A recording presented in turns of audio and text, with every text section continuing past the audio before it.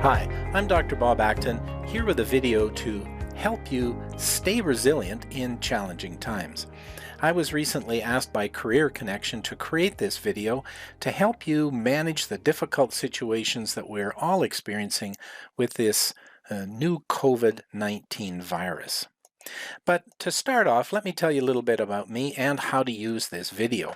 So my background is I'm a clinical psychologist and have been practicing as a psychologist for a number of years, both from a clinical perspective, where I ran my own business. I also have been working as a leader within the Alberta healthcare system, leading a team of psychologists and social workers.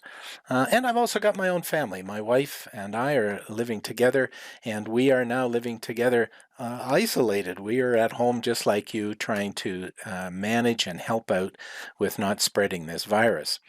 So I've been an employee like you and had to learn to manage the sort of systems and navigate working for businesses and for others. I've run my own shop and been a leader myself. So that gives you a little context to who I am, but now I want to talk about how to use this video. So this video really is presented to you with a whole bunch of ideas in it. You'll see we'll talk about the number of strategies that you can use to stay resilient. We'll talk first off about what is resilience and how that can be helpful to you.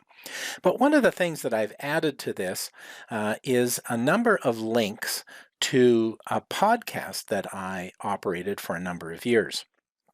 So for about 2 or 3 years, I ran a podcast called How to Feel Fantastic, and its focus was really on helping people not be anxious or depressed and how to feel great.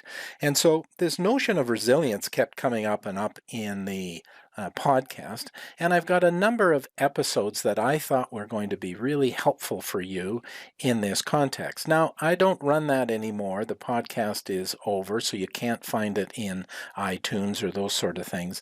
But I have shared with you individual episodes that you'll see on your screen throughout this.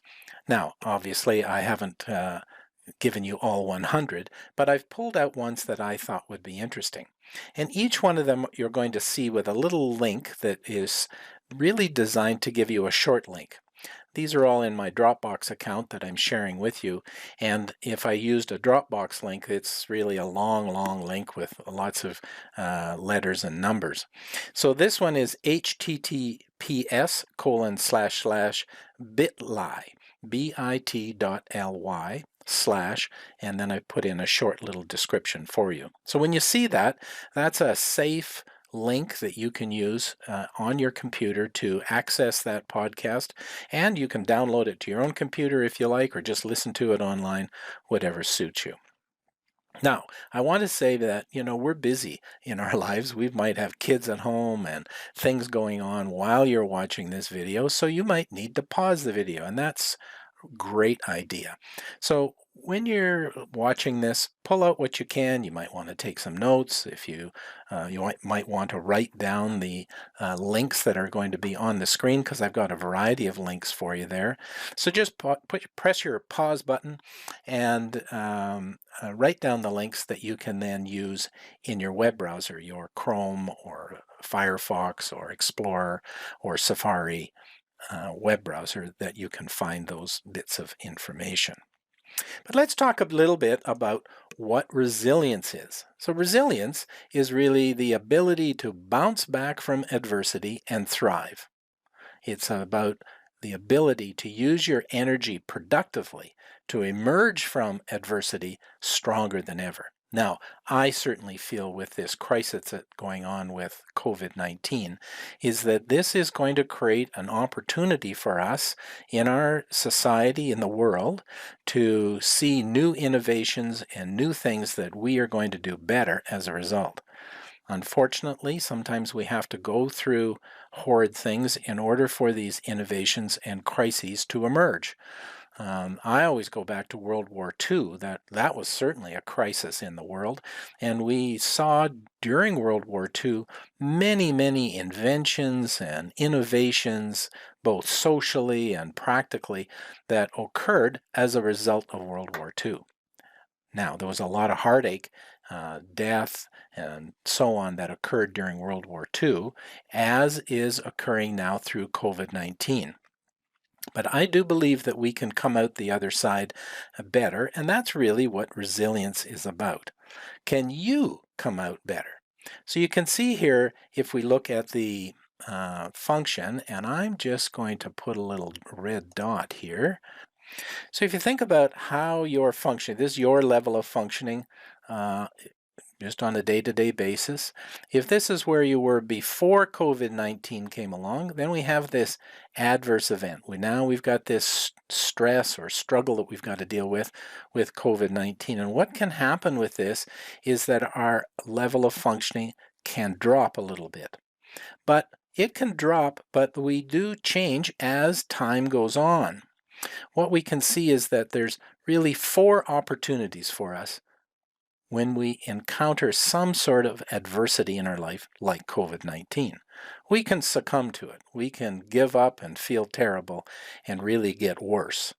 We can survive it, but we're not doing so well as we did before. We can be resilient, and that means we can bounce back to where we were doing before. We might call that recovery. Or the fourth one is that there is an opportunity for us to thrive, to actually be better than we were before COVID-19. And this is something for us to think about. Now, I really want to use this as a metaphor for you about how to think about resilience. The resilience has a number of components to it. It's not just one thing. And so I thought of resilience really as like cooking. I love to cook and make things in the kitchen. And when we cook things, we generally need a number of different things to make this beautiful dish that we're making. I can see that she's making, looks like donuts to me, but it doesn't matter whether it's donuts or some sort of meat dish or bread or whatever you're making. We need a number of things. We need pots and pans like we can see she's using. That would be in a certain part of your kitchen. And we need flour and eggs and spices and so on. And each one of these often come from different parts of our kitchen and fridge and pantry and so on. And so resilience is like that. Resilience means that we need to pull different parts of us and our skill sets in order for us to be resilient. It's not just about one thing. And you'll see our first link down here that I spoke to you about before. Down at the bottom, you see https://bit.ly resilience33, and that is the link for you to go to find our podcast I did. And each one of these podcasts are about 10 minutes to 15 minutes in length, which again, you can listen to whenever you feel like. So we're going to use this notion of, this is the link down here, we're going to use this notion of you being the chef of your own resilience and keep that in mind. Now, one of the things that I liked about this picture was she looked pretty darn happy. And so I would really encourage you to be thinking about working on your resilience during this COVID crisis with a positive mindset, because the more positive we can be, the more helpful you can be to be resilient. So we're going to talk about 7 things today that you can do to be resilient and stay resilient. Those 7 things are: keep doing the things that are important to you. Like, that's so important. We don't want to make a massive shift in how we live our lives or what we do in our life. We want to also stay doing our normal activities. Those are really important things, and I'm going to talk about each one of these things as we go through. We want you to maintain your energy through healthy fitness and diet. So you want to be able to maintain your energy as you move through this to maximize your ability to deal with stress.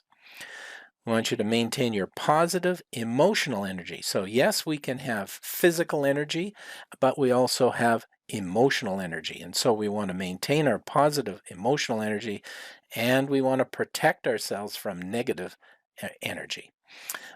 We want to be a good problem solver. These days we're going to have lots of problems in front of us. I'll show you a slide a little later with a mom dealing with kids at home. That's going to be a problem for you. How do we entertain kids with high levels of energy when we're at home, maybe even trying to work from home a little bit? So that's an example of a problem, and we want to be great problem solvers as we move forward. And finally, we want to stay connected with friends and family. That's super important as we move through things. So let's talk about the first one here. Really, the first thing is to do what is important to you. You know, for example, if you are religious or involved with your church, your synagogue, a temple, or something like that, then you want to keep it up. Now, you might need to do this a little differently. You might need to adjust because you might have to listen to your priest, imam, or rabbi, or monk, or whoever you worship with a little differently.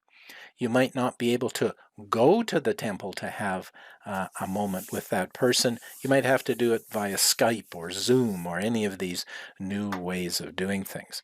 But it doesn't have to be religious. I, for one, I'm really into gardening. And so COVID and social isolation should not stop me from gardening. Now, the snow and freezing temperature might do that, but spring is on its way. And so I'll be able to get out into the garden pretty shortly. But you want to do what you usually do as well. For example, if you've been a person who had a regular exercise routine, then you want to make sure that you stay with your regular exercise routine. Now, all of us require some structure in our lives in order for us to be successful. Structure is really essentially, the routines that we live by. So I'll give you an example of my routine. I usually set my alarm for 6 a.m. I get up, I get dressed, and I go to the gym. I work out, then I have a shower, I shave, brush my teeth, and I get dressed and go to my office. Now, fortunately, I have a kitchen in my office, and then I make myself a healthy breakfast and a cup of coffee. I read the news and my emails, and then I get to work. So that's my structure for my morning part of the day. So what I've noticed over the past week is that I had stopped using my normal structure. Why had I stopped? Because my gym had closed. I couldn't go to my gym anymore. And all of a sudden, I'm not exercising. Well, I still am showering and still brushing my teeth and so on. But my structure in the morning had changed, and I noticed that that had affected me a little negatively. So what I started to do was I had to make an adjustment for my structure. I made a little space downstairs in my basement where I could do some exercise, and I put my gym equipment down there. And so my new structure is I get up at 6 o'clock in the morning, I go downstairs instead of I go to the gym. I put on my gym equipment, the same gym equipment that I was using at the gym that I went to, and I did my exercise routine in the basement. Now it's different. I don't have machines and so on like they have at the gym, but I was able to shift and change things around for me to be able to do my normal routine, what was important to me in the basement. And I could feel myself getting back on track as soon as I did that. Before, when I got off my routine, I felt a little sluggish, and so I found myself starting to feel a little better. So I'd like you to start to think about what would happen if you stopped doing your routines. Sorry. What would happen if you stopped doing your routines? Might you fall into bad habits? Might your mood drop off? Just think about that a little bit. Now, one of the things that we all want is a little more immunity. This virus is pretty scary. It can make us quite sick, and a number of people around the world are becoming so sick that they're passing away. We don't want to get sick. And so people are reaching out and trying to think about ways to become more immune. I pulled up this picture because it reminded me of when I was a child getting vaccinated. Back when I was a youngster, polio was going through the community, and people were becoming sick with polio, and we had to become vaccinated with that. So there are no magic pills with this, but there are a number of things that you can do to help yourself with your immunity. First, I want to suggest that you don't listen to silly ideas about buying certain kinds of products and so on that are going to help you, or that vaccinations are a bad idea. Those are silly ideas because vaccinations and maintaining good health are really helpful. First off, it's really my understanding that there's no magic pill. So there's no specific supplements that will protect you against COVID. And any information that you read about that says that they're trying to sell you a product that's going to help you with specifically with COVID is likely false.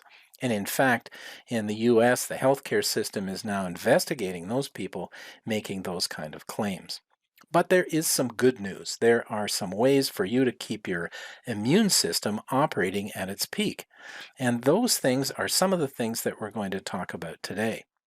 First is hand washing. It's important. It's an old adage that washing your hands with soap and water helps prevent the spread of disease, and now including COVID. Not only did our mothers tell us to wash our hands, I bet your mother did, mine certainly did, but we now see all the doctors saying the same thing. So this isn't rocket science, and it doesn't take a lot of fancy equipment to do, but we need to do it on a regular basis to help our immune system. Second, we need to get some exercise. That's really important. Managing stress is super important as our stress response is tied to our body response. So we want to keep our stress levels down. And I'll talk about a few strategies to do that a little later in the video. Finally, getting enough sleep is important. It's our main method to restore our body and our mind. So those are some of the things we'll talk about as we move forward. Now, physical energy, that's really important. We have to pay attention to our physical energy as we move forward in this process of being resilient and managing COVID. So really what do we need to pay attention to? There is a number of things that we really want to pay attention to in this, and that's, I'll call it our push, rest, and recovery cycles. So this notion came about with The Power of Full Engagement, which was a great book written, gosh, now 17 years ago. And the authors talked about this particular phrase, which I thought was really helpful. To be fully engaged in our lives, we must be physically energized, emotionally connected, mentally focused, and spiritually aligned with a purpose beyond our immediate self-interest. Wow, that's very powerful. The other day, I heard somebody talk about in this time with managing COVID and all these changes that we're having to deal with in our lives, we need to be paying attention to we, not me.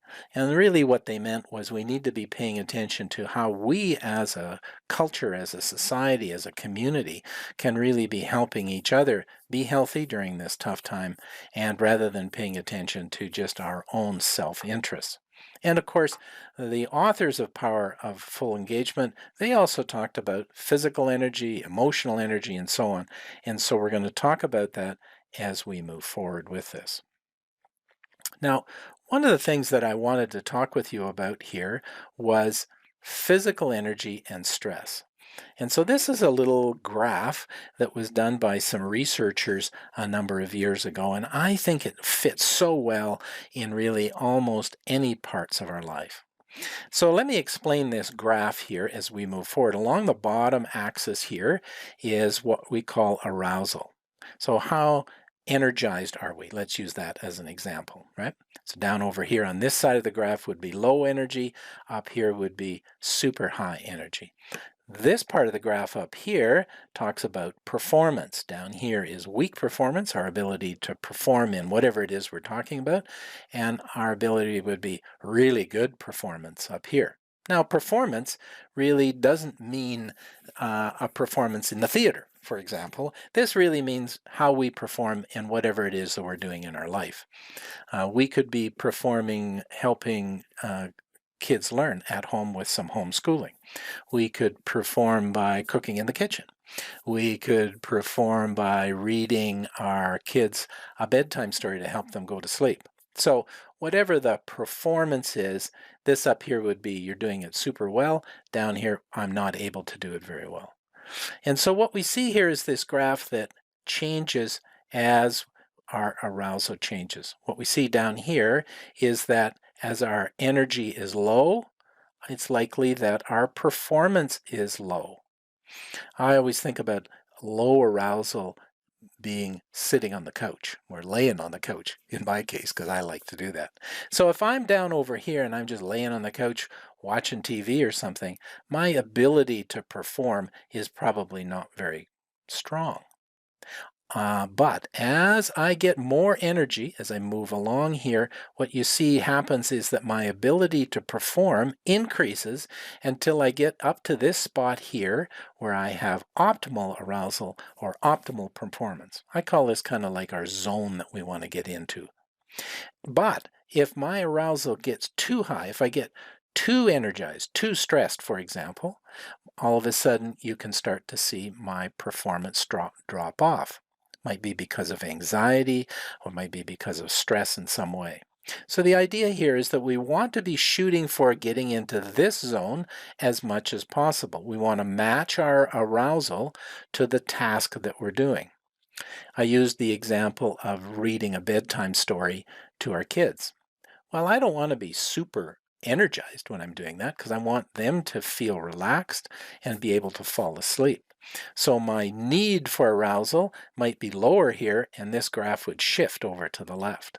On the other hand, if I'm out, I don't know, shoveling gravel or working in my backyard, I'm going to have to need more energy in order to do it well, and so I'm going to have higher energy. So the idea here, really, I want you to take away this concept is to really focus on this spot up here and to be paying attention to where is my zone, my optimal zone here where I can move forward. Down over here, you see that there's another one of those links to a podcast around tension that might be helpful to you. So, what can we do at home? As I mentioned, you can't go to the gym these days, they're all closed. You can't go to the swimming pool or whatever it is that you did that allowed you to be fit and relaxed at the same time. You can't do those anymore, so we need to do some other things. So what I did was I came up with a number of things that you can do here that I think can be really helpful to you. Now, one of the things that you can do is you can do some isometrics. So really, isometrics are probably the easiest exercise to do. You know, there's no weights, no rubber bands, or fancy gym clothing you need, or expensive yoga pants. You don't need any of that stuff. It's really a technique of pushing and pulling against an immovable object like a wall. So for example, I might stand in the middle of a doorway and push with my hand against the door, the side of the door, and what that's going to do is create some tension in my arm, and that's going to build up some strength. I've put a link there for you to learn some strategies around isometric exercises.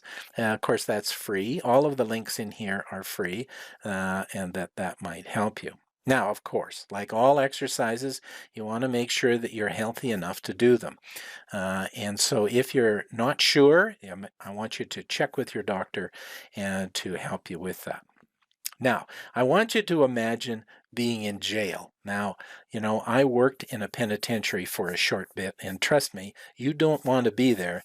But for the purposes of this little video, I want you to imagine that you're in a small cell, like we see on television about being in jail.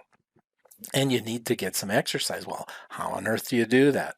So this web link called The Art of Manliness, which I follow, they created this thing called the prisoner workout, how to work out if you're in a jail cell. So hopefully you're not in a jail cell while you're listening to this, but the idea is we can transfer that knowledge from this idea of what criminals might be able to do in jail to what we do in our own house. And in fact, some people who are isolated within their own home are in just one room dealing with this, and this might be something that would be helpful to them. Just pay attention to that. Now, the other thing you can do is get into YouTube. There are a zillion exercise and relaxation strategies on these television shows and in YouTube, from yoga to high intensity things that are all free that you can access in there. I found a, I found something from Weight Watchers, and they had three ideas. One was to suck it up, and of course, suck it up from the Weight Watchers' perspective didn't mean to be tough, like often we think of when we hear that phrase "suck it up," but they meant go vacuum. Getting around and doing some things in the house, like vacuuming and cleaning and so on, are exercise for sure. And so this is a great time to get cleaning and get moving around some things around your house. They talked about wipe on, wipe off. And of course, this is again on that cleaning theme that they've got with this particular article, as well as get organized. I certainly have been using this as a time to get a little more organized in my house. And so vacuuming, cleaning, wiping, getting organized are all exercise that produce positive energy. And of course, we can get stuff done that you've been putting off for a little while. So these things that I talked about here are all energy producing, but they are exercises. But we also want to be able to relax. And so if you go to YouTube, you'll find a number of people giving guidance about how to do relaxation and so on. And down below there on the Bitly Relaxation 13, you see down at the bottom, is another link that I've given for you to be able to use a relaxation strategy that I take you through a guided relaxation. If you find yourself being a bit too aroused and too energized, you want to bring yourself down, that's a really positive way. Because what we really want to do is stay calm throughout this whole thing. The calmer you are, the more you're able to problem solve effectively and get through this out the other side. Now, we also need to replenish our energy with food. And so I put this picture of chocolate up here because, of course, I love chocolate and you might like it as well. And so in times when we feel stressed, and this whole COVID thing is causing us to feel stressed, you might be tempted to eat more carbs, or even have that extra martini at night to help you calm down. In fact, I heard some radio announcers the other day joking about your quarantini. So for sure, everybody's doing this. Everybody's talking about how they're eating more, having quicker access to the fridge, the potentially even drinking more. Now, there's nothing wrong with having a treat like this gorgeous picture of chocolate. Some of us eat chocolate, some might go for a coffee. But what you want to do is keep in mind that your regular diet that you've been engaged in is really what you want to pay attention to. This is not the time to start to change things up. I would just encourage you to stick with what you know already so that you can do that and make that the easiest way. Remember, eat a lot of vegetables, some protein, and be careful with those carbs. And down at the bottom here, you see I've got this link here for a little podcast on the diet for your mind. It was a little session I did on diet and how that can be helpful for mental health. Okay, we've talked about physical energy, and now we want to talk about emotional energy. This is a great picture of pure glee and happiness. And so let's talk about some strategies to maintain your emotional energy. But really, what do we mean by emotional energy? Well, I've produced this little piece here for you to try to understand energy on really two axes. One is the top to the bottom is high energy versus low energy. And so that's kind of the intensity. The higher we're on this little graph here, the more intense our energy is. Down at the bottom, we have low energy.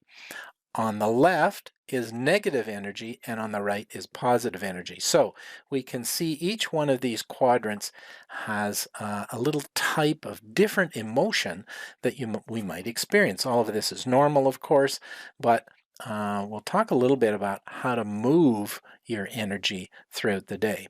If we go up to the top left, we see that's the high negative energy, and so that's where we experience a lot of fear, anger, we're anxious, we might be defensive or resentful, we're highly energized, and we've got some negative emotions.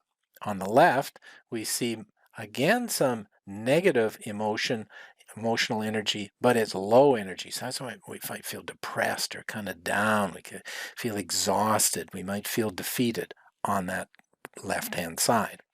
On the right-hand side are high and low energy, but on the positive side, on the top right, you'll see invigorated, confident, joyful. This is where we've got lots of positive energy in ourselves, and we've got lots of energy.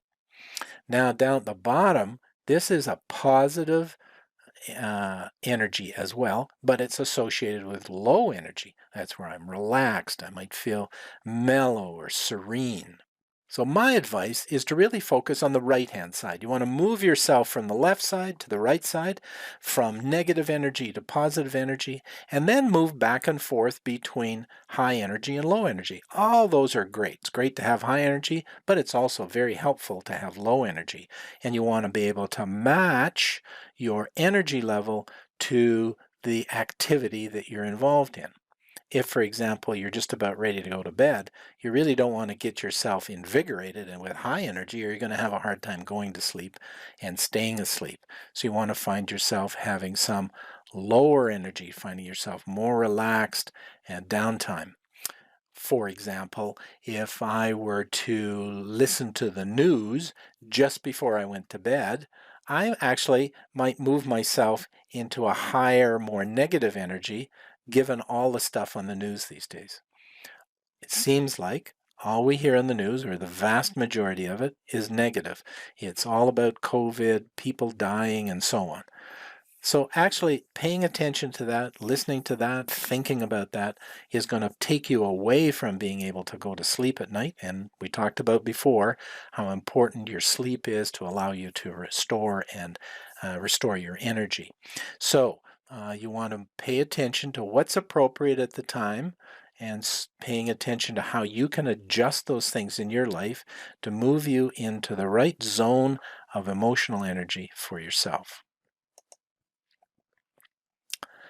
Now, one of the things that I think is really helpful with emotional energy is really just paying attention to yourself. Like, how do I feel in my body when I'm in the zone? If you remember back to that graph that we had with stress and or arousal and performance, we wanted to get to the top. So that's in the zone. That's where we want to get to.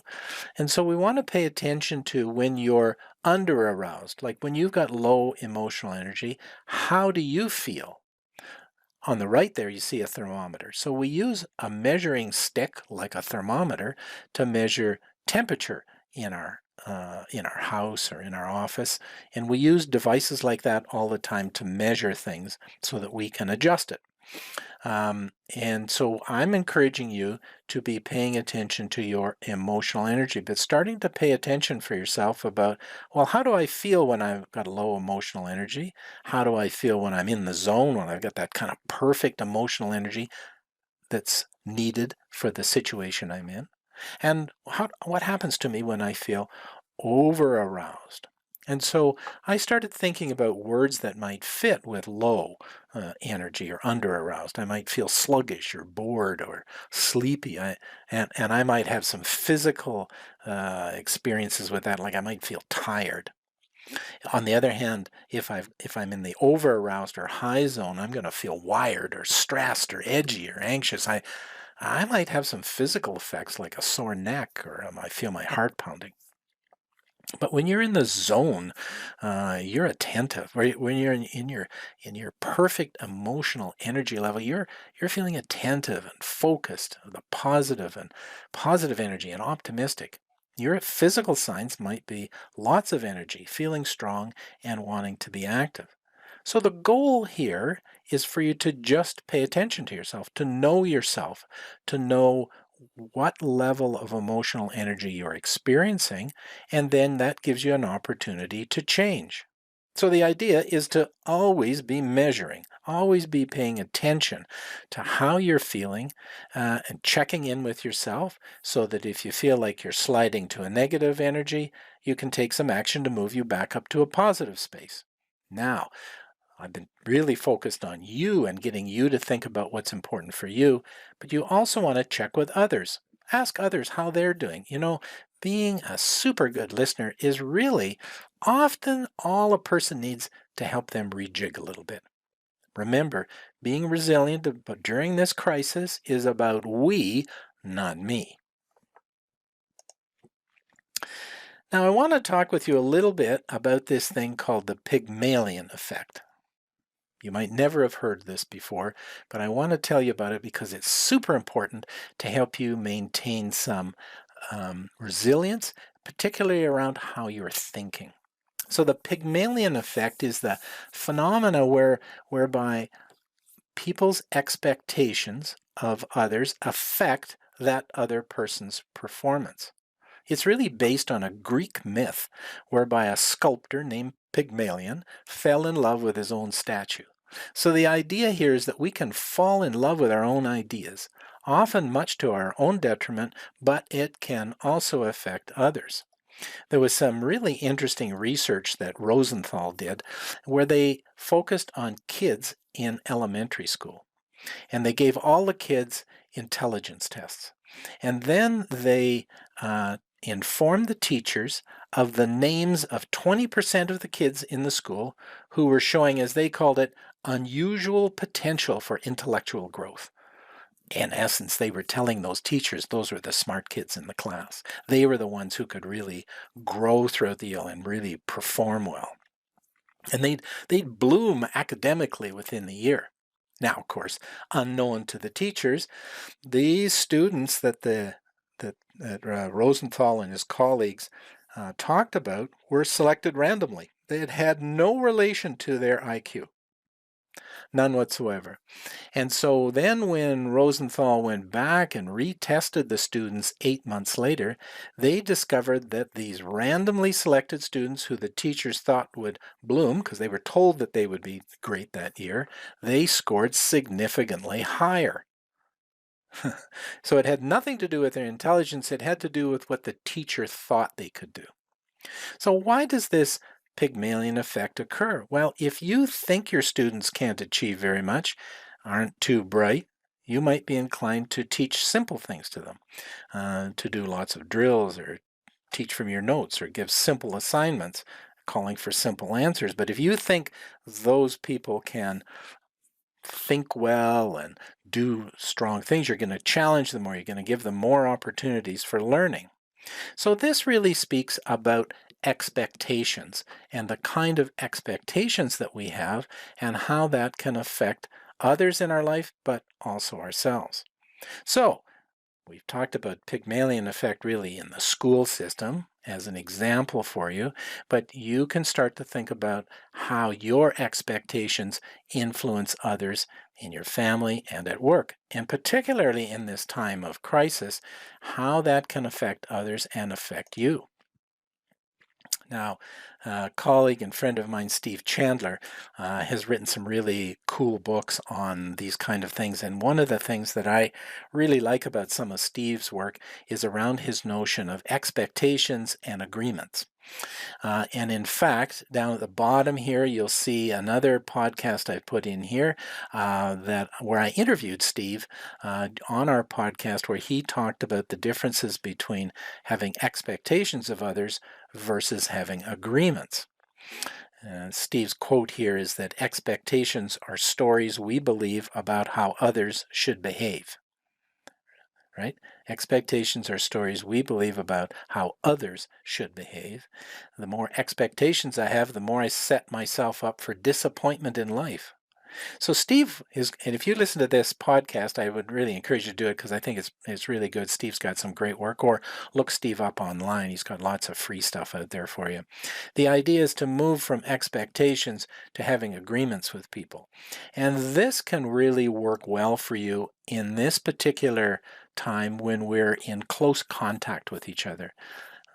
In my family, my wife and I are the only ones living together right now. Our son is living with his partner outside the home, so it's just the two of us, but we're home far more often and together now than we've been when we were working and busy in our lives.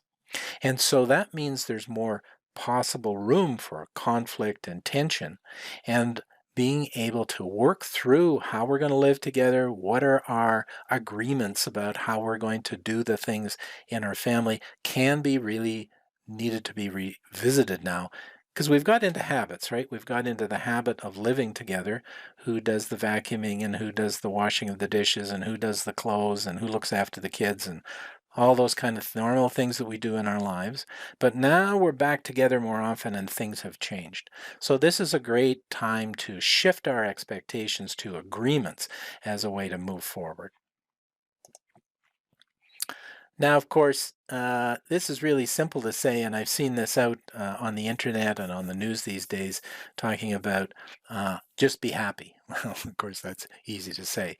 But I would encourage you to really think about this a little bit and think about some of the things that you are happy with these days. And I wrote down a few things that I'm pretty happy with. I'm pretty happy I can make decisions. I'm really happy that I've got that power and control. I think in many parts of the world we see where people don't have that ability to make decisions and have the freedom that we have in Canada. I'm pretty happy that I live in a country with great health care. And so, yes, the healthcare system is under tremendous stress these days across the world, but in Canada, I'm very happy with the healthcare system that we've got. I'm very happy with the response our healthcare leaders are leading. We see them on television all day long. They're doing a great job, and I'm pretty happy with what the government's doing in terms of taking care of us. We've seen the government come together, and a lot of the conflict and argumentiveness and so on that often our politicians could engage in seems to have really dissipated, and they're now starting to work together to help take care of us. So one of the things that I was really encouraging you to do is to think about what you're joyful about and write it down. This is a great opportunity to help us cope with this challenging situation and go from there. Uh, and we can also use our thinking effectively, how we think, what we do when we talk to ourselves all day long. In fact, years ago, I read somebody said we say 50,000 things to ourselves during the day. I don't know whether that's right or not, but I thought it's pretty close to being right because I am constantly talking to myself inside my mind, not out loud too often. And I'm sure that's true for you as well. How we think, though, can really be important. We can think powerfully and effectively for ourselves, or we can make some thinking mistakes that can actually make us feel worse. And I've given you another link to another podcast session that I did on what I called sticky ideas. The notion that some of our thoughts can feel sticky, they kind of won't go away for us. And I've given you in that podcast 7 strategies that you can use to help with that. In that podcast, we talked a little bit about the ways that we can make some mistakes in our thinking and some strategies and an example about how you might apply it for you in your life. So if you're worried or upset about something these days, it could be about COVID or it could be about your situation or your friends or family, then listen to that session and see if some of those ideas can be helpful to you. And of course, if you feel your thoughts and ideas are not helpful, in fact, if they're getting in your way and making you feel anxious or depressed, then reach out to your family doctor or your local counseling service to help. In Calgary, you can reach out to the Distress Center, where you can talk to somebody right away on the telephone. Their telephone number is 403 266 HELP or 403 266 4357. And if you want to find that on the internet, just search for Calgary Distress Center. Now, here are some resources for you around being able to manage your emotional energy a little better.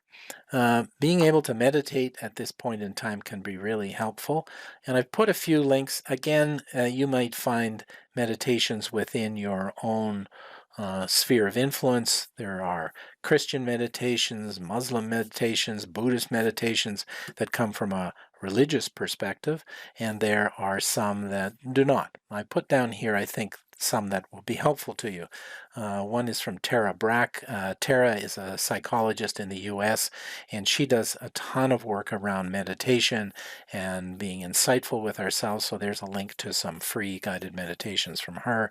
Headspace is another company in the world that sells a service to learn how to meditate, but this is a free 10-minute meditation, and that's a link to it.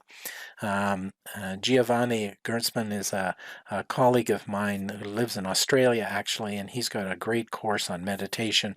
And he's offered 2 meditations these days that really help with COVID. And so I've put a link there for you for that. I've also put a link here around managing stress and anxiety from the U.S. Centers for Disease Control and Prevention. I thought that might be helpful because it's really focused on coronavirus. And then at the bottom is help in tough times from the Alberta Health Services to help with something a bit more local. Now, problem solving. I think problem solving is super important these days. When we're under stress, we can often revert to solving problems emotionally, and we really want to be focused on the problem itself. So these are strange times, and so we're going to have to learn to be creative and solve problems effectively. So let me tell you a little bit about the difference between problem-focused coping and emotion-focused coping. Both of these are good, but what we know is that people who tend to become depressed or upset tend to use more emotion-focused coping versus problem-focused coping, and those people who seem to not become depressed under stressful conditions use more problem-focused coping than emotion-focused coping. Both are, of course, useful to use. It's about the relative weight of using these things. So emotion-focused coping is focusing on our emotion and trying to get rid of that emotion. Problem-focused coping is focusing on the problem that is causing us to have a particular emotional reaction. So let me give you an example. Let's say you and I were in a meeting together, and I left the meeting and I thought to myself, I think I've upset you. I must have said something or done something that upset you in that meeting. Now, I'm not the kind of person who likes to upset people, and so therefore that would bother me. I would think about that. I would think about that for the rest of the day and when I got home and so on. And so that could cause me stress if I thought I upset you. So I would start to feel worse, I'd feel stressed, and so on. So how am I going to cope with that? Well, one way to cope with that is what's called emotion-focused coping. I'm going to focus on my own emotions. That means I'm going to try to do something to help me not feel stressed.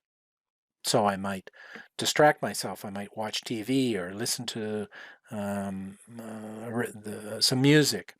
I might try to dull my senses. I might have a beer or a glass of wine to dull myself. I might talk with friends. I might do a variety of things, but these things are designed to help me solely manage my emotions. A problem-focused coping is where I'm trying to deal with the problem itself. So what was my problem? I thought I'd upset you in a meeting. A great way to manage that would be to call you up and say, hey, I think I might have upset you in that meeting. I'm sorry. I didn't mean to, did I? I would deal with the problem itself. If I had upset you, I could apologize and try to work on that situation with you. If I hadn't upset you, but I only thought I did, then I feel better as a result of that I didn't have to worry. But I'm focused on the problem, not my feelings. Now, as I said, both are helpful, but you really want to be spending the vast majority of your time working on the problem versus just your feelings. Now, let's talk about kids, because kids are in our life, and if you've got a family, they're home with you now, and this might be not just kids, but it might be your parents might be home with you. There's lots more opportunity for tension. And this photograph of these two kids who had got into the bean bag or whatever the bag is made of made me laugh this morning. I saw it on Instagram and I had to copy and put it here. But these are the kind of things that can happen with kids at home these days. And so this is going to put more pressure and more stress on us. And the question is, how do we deal with kids in this kind of thing? Well, kids need structure. So at home, I'm encouraging you to have lots of structure. Remember we talked about what structure was kind of routines and rules about how we live our life. Kids need consistency. So when kids are going to school during the school week, you probably have a bedtime where kids go to bed. They go to bed at 8 o'clock, let's say. So now when they're not in school, don't shift to a different way. Don't go to bed at all sorts of times. Keep that consistency. Make sure that they have regular activities, bedtime, study time, meal times, supper times, all at the same time and in the same way that we've done it in the past. Um, we also want to make sure that you have continuing normal consequences for your family. They don't change. Your values, the values that you're bringing your kids up with or you have for your spouse, are the same. They're not going to change. And so make sure things stay the same. If your child misbehaves, the same kind of consequences that you offered before, you're going to offer now. And I'm going to suggest that you're going to get frustrated. You're going to get frustrated and you might get mad, or you might start to feel mad with your partner, with your family members, with your kids, with your mom and dad if they're living in your home. And so my suggestion is that you manage your anger. Stay calm. Go for a walk outside, cool off, take a time out, do the things that are important for you to be able to solve problems effectively and manage your emotional energy so you're not angry. It really doesn't help you in 99.9% of situations. It stops you from thinking effectively, and you're not going to solve problems effectively. And most times we are regretful about what we've done when we're angry. So just manage your anger, especially with your kids, because they really don't need that with you. Now, this is also a risky time for us to develop some bad habits. Now, I put these pictures of these cookies up here because I love cookies.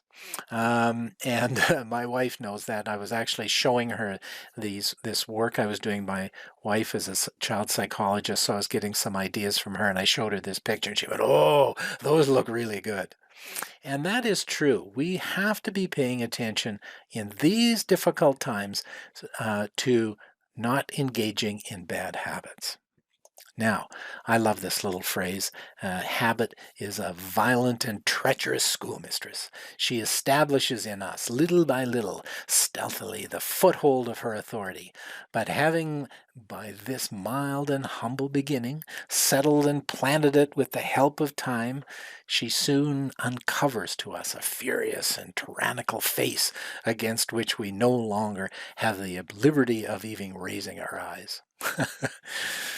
Really, what that means is that habits can sneak up on us and grab hold of us, and pretty soon we're involved in a bad habit, really without us thinking about it, wanting it to occur, and making it happen. So I'll use my cookies as an example as we move forward here. Now, my suggestion is that you use this thing we call a WHOOP plan to help you manage and not let bad habits occur. So I was going to tell you I like cookies, and well, I actually love cookies. And 1 or 2 cookies a day are okay, right? But if there's a plate of them on the counter, it just seems that my hand shoots out and grabs one and pops it in my mouth before I can even think. It's amazing that that occurs. If that plate of cookies sits on the counter over the course of the day, there seems to be fewer and fewer cookies out and more cookies in my stomach over the course of the day. So I'm going to have to watch out that I don't eat too many cookies when I'm at home, now that I'm at home with this COVID response.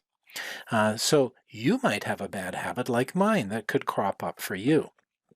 So I thought what I'd do is I'd share a little trick psychologists have done some great research on that really works to help you manage a bad habit. And it's called the WHOOP plan. So the WHOOP plan stands for wish, outcome, obstacle, and plan. So first, you write down what your wish is, that the habit that you want to achieve, the new habit that you want to achieve. Then you want to write down the best outcome of your habit, an obstacle that you're likely to face, and a plan that will occur for you, things that you can put into place when you fall back into a bad habit or you slip. So if I use my cookie experience as an example for you, and you can mm, extrapolate from this and think about what works in your life or what's important in your life, first you want to write down your wish. So in my case, I might write down that I'm going to have one cookie a day. There's absolutely nothing wrong with that, and that's a reasonable thing. That's the habit I want to achieve instead of reaching out and grabbing one every time I walk by the plate. Then what's the best outcome of my habit? Well, the best outcome is that I'm going to feel better. I'm going to feel positive about myself. I'm going to feel like I've got some strength to resist temptation. I might even lose some weight. Then the obstacle. Well, what's going to get in the way for me? Well, I'll tell you the thing that's going to get in the way for me is that my wife loves to bake. And so, Barb, my wife, has started to really get into baking. Well, this is a problem with my Whoop plan because she might produce some cakes or cookies or something around the house, and I'm going to have to face seeing those things around the house. And so I need to be aware of the obstacle so that I can prepare. What am I going to do? Well, I might ask her to not leave them on the counter, to put them in the freezer, to keep them out of my awareness, to not let me know where they are. And so, what's my plan when I fall into bad habits? So, let's say I have two cookies instead of one cookie. What might be my plan to get me back on track? I might, for example, take that plate of cookie and give it to my neighbors. I'm going to get it out of the house, move it away. My neighbor will really like it, and that's going to help me only have so much temptation.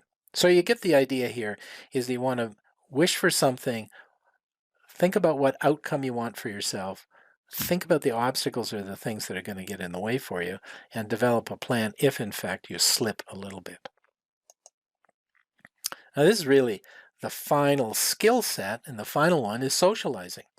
Now, I used this photo because I was driving the other day and I saw a group of about 10-year-old kids all standing in a circle on a driveway in a neighborhood I was driving by. And it was so different, I actually wondered what they were doing. I wondered if they were playing a game. And then as I drove a little further around the corner, were standing all the mothers. They were also standing in a circle like the picture on your screen. And all of a sudden, I realized they had solved a problem of how to socialize. We all want to socialize together. That's really, really important to maintain your resilience. But given with COVID, how are we going to do that? So they had chatted, but stayed 2 meters apart. I thought it was genius. And so did the kids. So socializing and being with friends and family is so important. But of course, they were doing it safely.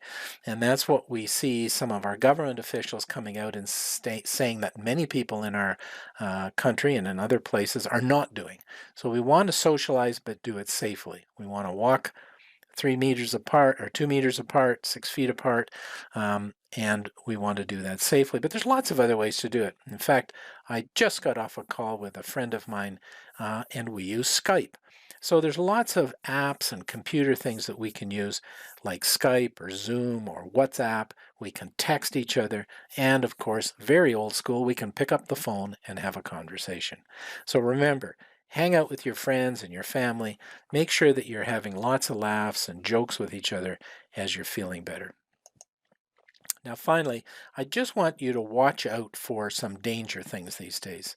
And there's three things I want to pay attention to here. I want you to watch out for contagious fear, too much information, and conflict. I want you to watch out for others who might be inviting us to feel afraid.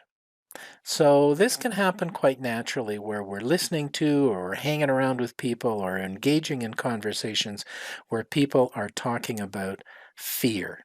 And so you want to be thinking about who you're hanging around with these days and the kind of conversations that you're having.